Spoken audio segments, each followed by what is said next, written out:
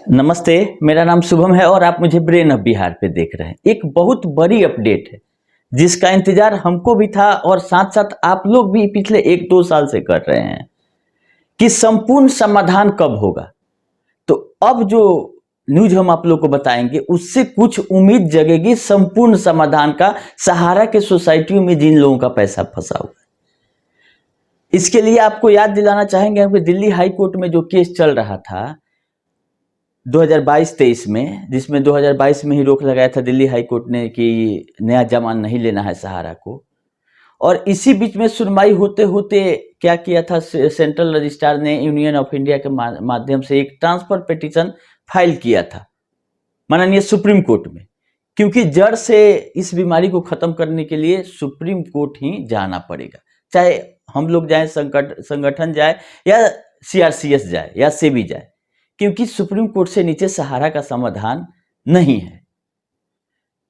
तो अगर हम आईए लगाते हैं या शुक्ला जी आईए केस फाइल करते हैं पीआईएल, या हमारे कुशवाहा सर रीट लगाते हैं, सब लोग का अलग अलग मैटर है, लेकिन जो सरकार लेके जाती है उसका बात ही कुछ और होता है। तो ये जो न्यूज है वो सरकार के तरफ से एक नया केस फाइल हो गया है आपका सुप्रीम कोर्ट में। केस नंबर अभी नहीं आया है और ये है union of India versus Sahara credit cooperative society, जिसकी बात हुई थी 2023 में, जब माननीय सुप्रीम कोर्ट ने ये बोल के मामला को डिस्पोज ऑफ कर दिया था कि अभी इसका अपील, जो लिक्विडेशन का अपील चल रहा है दिल्ली हाई कोर्ट में और तेलंगाना हाई कोर्ट में, 3 सोसाइटियों का दिल्ली हाई कोर्ट में चल रहा था और 1 सोसाइटी का तेलंगाना हाई कोर्ट में। उसी बीच 20 मार्च 2023 को एक ऑर्डर आया था ट्रांसफर पिटीशन से लेकर कि अभी हम आपका ट्रांसफर पिटीशन इंटरटेन नहीं करेंगे, और रिक्वेस्ट कर दिया था हाई कोर्ट को कि आप लोगों को मामला ये 6 महीना के अंदर निपटारा कर देना है, रिक्वेस्ट किया था। और नोटिस भेजा गया था हाई कोर्ट को, और चीफ जस्टिस को हाई कोर्ट को ये बताया गया था कि इतने लोग इसमें फंसे हुए हैं, इसलिए इस मामले को प्रायोरिटी दीजिए और जल्द से जल्द खत्म करने की कोशिश कीजिए, लेकिन मैक्सिमम 6 महीना का टाइम दिया था। याद कीजिए 20 मार्च 2023, 2024 में बीत गया, अब 25 है। दिल्ली हाई कोर्ट वाला मामला तो आप लोग को पता ही है कि 12 अप्रैल 2023 को, 20 मार्च को ये आदेश आया था, 12 अप्रैल 2023 को सहारा ने अपना केस वापस ले लिया था और तेलंगाना हाई कोर्ट में अभी भी पेंडिंग है, कोई सुनवाई नहीं हुआ है। अब जाके जब इतना कुछ हो गया तो यूनियन ऑफ इंडिया ने एक केस दायर किया है, union of India versus Sahara credit cooperative society. और इसके डिटेल में जाने से पता चला कि ये ट्रांसफर पिटीशन जो लगाया गया था 2023 में सेंट्रल रजिस्ट्रार के द्वारा सहारा के चारों सोसाइटियों का मामला सुनने के लिए, लिक्विडेशन वाला जो मामला था, उसको जिंदा कर दिया है। और 13 तारीख को, 13 जुलाई को, 14 से माननीय सुप्रीम कोर्ट रीओपन हुआ है छुट्टी के बाद। आप लोग देखिए कि 13 जुलाई को ही ये केस फाइल हो गया है, जिसका डायरी नंबर भी आ चुका है, केस नंबर भी आ जाएगा जल्द से जल्द, और सुनवाई भी इस पे होगी। अब 11 अगस्त वाला सुनवाई एक तरफ है ही पीआईएल में, और दूसरा यूनियन ऑफ इंडिया के तरफ से सहारा क्रेडिट के अगेंस्ट में एक डायरी नंबर आ गया है, और इसके डिटेल में चारों जो ट्रांसफर पिटीशन फाइल किया गया था चारों सोसाइटियों के लिए, उसका डिटेल दिया गया है अर्लियर कोर्ट डिटेल में। और 3 आईए भी फाइल है इसमें डायरेक्शन के लिए, क्योंकि कोर्ट ने उस समय बोला था कि पहले अपील का देख लेते हैं कि हाई कोर्ट से क्या होता है, तब हम इस मामले को सुनेंगे। तो अब अपील का तीनों, हाई कोर्ट वाला, दिल्ली हाई कोर्ट वाला विड्रॉल हो गया था और तेलंगाना हाई कोर्ट का भी कुछ नहीं हुआ, बावजूद उसके यूनियन ऑफ इंडिया ने एक केस फाइल कर दिया है सहारा क्रेडिट कोऑपरेटिव सोसाइटी के अगेंस्ट में। ये बहुत ही बड़ी खबर है। अब लग रहा है, क्योंकि अभी तक जो पैसा बंट रहा था मात्र 2253 करोड़, वो भी सेबी का कमाया हुआ था। कमाया हुआ इसलिए हम बोल रहे हैं कि जो सहारा सेबी में जमा हुआ है वो सेबी ने ही, चाहे वो सहारा से जमा कराया हो, चाहे संपत्ति बेच के लाया हो, चाहे प्रेशर दे के डलवाया हो, ये सेबी की उपलब्धि थी कि अभी 25,000 करोड़ सहारा सेबी में जमा था। और सेंट्रल रजिस्ट्रार ने क्या किया था कि उसी पैसा में से 5,000 करोड़ लेके डिस्ट्रीब्यूशन शुरू कर दिया था। अब जाके लगा है कि यह पैसा जब खत्म होने वाला है तो आगे क्या होगा। आगे तो सेंट्रल रजिस्ट्रार जा नहीं सकती है सेबी वाली में, अगर कोई क्लू नहीं मिलता है कि इसका पैसा सहारा सेबी से छूटेगा तो आगे जहां इन्वेस्टमेंट है सोसाइटियों का, वो लिक्विडेशन से आएगा। जिसकी प्रक्रिया दिल्ली हाईकोर्ट में हो चुकी थी एक बार, और वो मामला बीच में ही सहारा ने अपना हटा लिया, देखा कि चारों तरफ से फंस गए, कोई रास्ता नहीं है, तो विड्रॉ कर लिया था। लेकिन अब union of India direct supreme court चली गई है और ये मामला सहारा क्रेड के अगेंस्ट में है। तो हमको जो अनुमान है अभी तक कि ये चारों सोसाइटियों से रिलेटेड मामला अब वहां उठेगा और कुछ ना कुछ बड़ा इसमें होगा, ताकि सारे लोगों का जो मिलना है, जिस हिसाब से जितना संपत्ति होगा उतना ही मिलेगा, और कहीं से कुछ नहीं आने जा रहा है। लेकिन हम लोग इंतजार कर रहे थे सरकार कोई बड़ा कदम उठाए। हो सकता है कि इस केस से वो बड़ा कदम सरकार का हो और लिक्विडेशन की तरफ बढ़े और भी ज़्यादा पैसा आए, और पोर्टल के थ्रू बांटना है तो इसमें जो कमियां हैं उसको दूर करते हुए सारे लोगों का भुगतान शुरू कीजिए। तो ये इन्फॉर्मेशन हमको रात में मिला है। हम भी सर्च करते रहते हैं कि किस मार्फत से लोगों का भुगतान मैक्सिमम मिलेगा, वो न्यूज आप लोगों को दिया जाए। तो ये बहुत ही अच्छी खबर हमको मिली है, ये सुप्रीम कोर्ट के पोर्टल से मिला, कोई हमको बताया नहीं है, और ये एक्सक्लूसिव हमारे ही चैनल पे आप लोग पहली बार सुन रहे होंगे।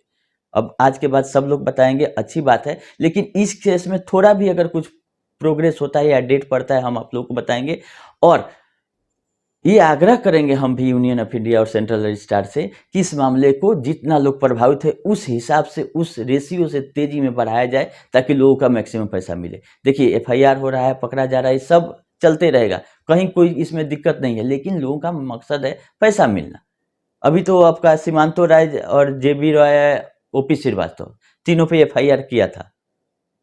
आप लोगों को याद होगा कि न्यूज में भी आया था कि जमीन घोटाला में इन लोग दोषी पाए गए हैं, दोषी नहीं अभी आरोपी पाए गए हैं, और इन लोगों पे एफआईआर दर्ज ईओडब्ल्यू मध्य प्रदेश ने कर लिया था। और बहुत अच्छी बात है कि इन्हीं तीनों लोगों पे किया है। सबसे पहले सीसीएम प्रमुख सीमांतो राय, डिप्टी वर्कर आपका JB Roy, deputy worker prime city के ये आपके ओपी श्रीवास्तव।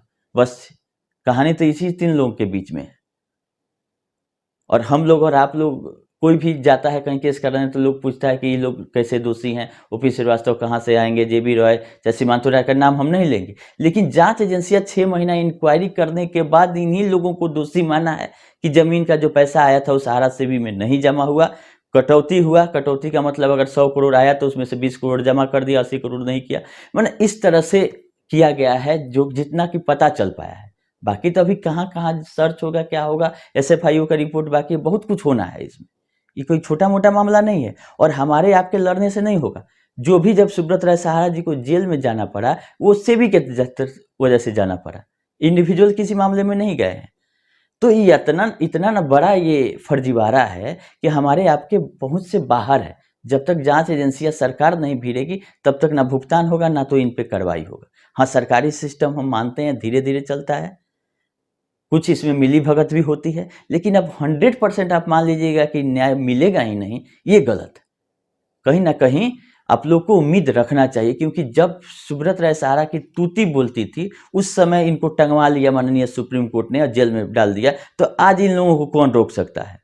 अगर दोषी ये पाए जाते हैं तो ये भी टांग के आएंगे जहां इनका जगह है, भागने से हो जाएगा। और सहारा से भी विवाद के चलते लोगों को गुमराह करने का और एजेंटों को फंसाने के लिए इन लोगों के पास इतना दिमाग था, तो ये लोग बचने वाले नहीं थे।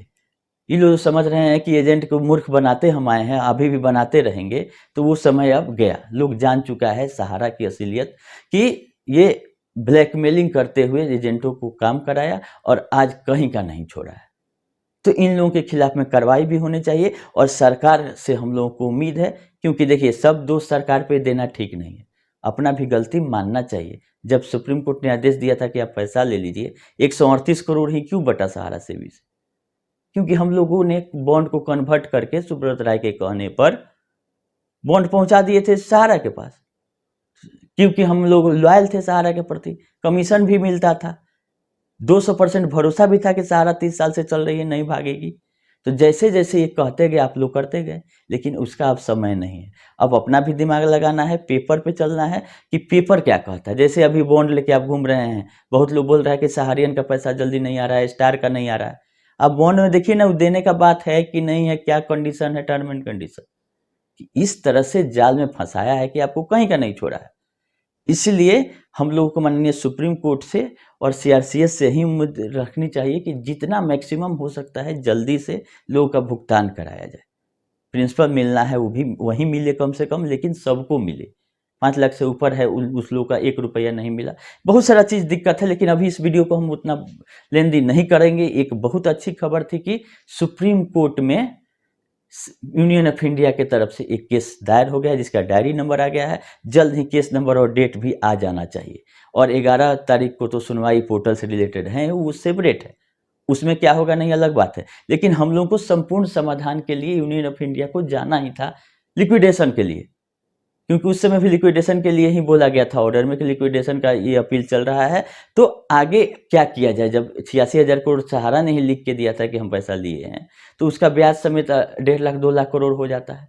तो कितना का संपत्ति है नहीं है, लिक्विडेशन होगा तभी पता चलेगा। क्योंकि चलने का उम्मीद आप लोग दूर दूर तक नहीं रखिएगा कि सहारा आएगी चलाएगी। इसको अभी बेल लेने से ही फुर्सत नहीं मिलेगा। अभी तो कोई सामने आने के लिए भी तैयार नहीं है। सब लोग वकालतनामा साइन करके ही वकील को ही भेज रहे हैं।